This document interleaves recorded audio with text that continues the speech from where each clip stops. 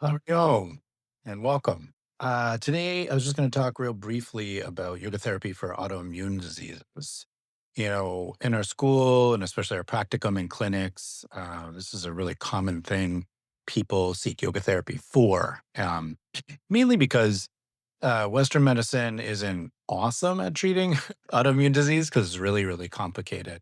And of course, the question always is, what can I do for myself to limit them? I have a personal story where I actually cured an autoimmune disease using yoga therapy techniques. And that's actually what got me into yoga therapy. So I'm pretty passionate about it. And I've been working with people for over 20 years with autoimmune diseases. And of course, autoimmune diseases are many, many different things. You have things like eczema, making your skin itchy and rashes. And then you have autoimmune diseases like fibromyalgia, where it's causing pain in your body, or certain types of arthritis. And the list goes on and on and on. So the question is, what are we going to do about it? Like, what can I do day to day to improve my situation? The one technique that has worked best, and there are several techniques we use, but the one technique that has worked best is amounts of constructive rest. And we usually use a practice called yoga nidra, which, if you don't know what that is, it is a kind of version of meditation where you're lying down and you're being put through certain sequences. We have particular yoga nidras we use for autoimmune diseases, but usually they go something like this, where you scan your body and you pay attention to your body for a while, and then you kind of let that go.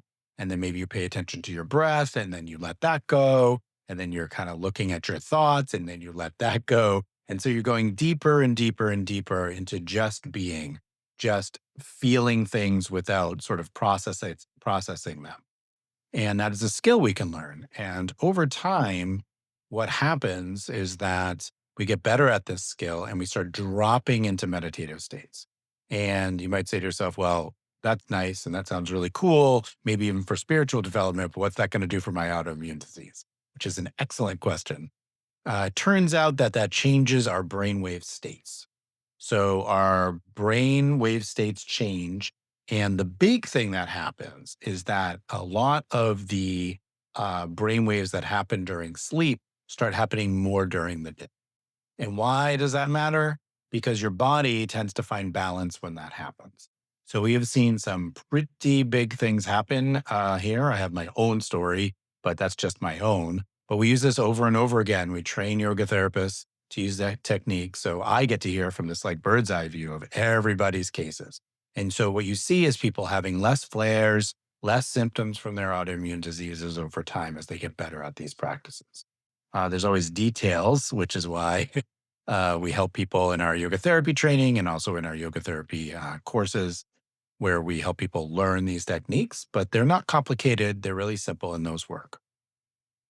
One other section we kind of work with is balancing through what you might think of as like, what you're used to hearing about in yoga. So through movement and breath, which is asana, the poses and how we breathe. And we have a protocol for autoimmune diseases that tends to allow the body to correct things earlier on in the process. So you can imagine if you have an autoimmune disease and, you start to feel your next flare coming, and you're like, oh gosh, I wish I could stop this. So we have some protocols we use that over time teach the body and mind how to either mitigate those flares, make them less.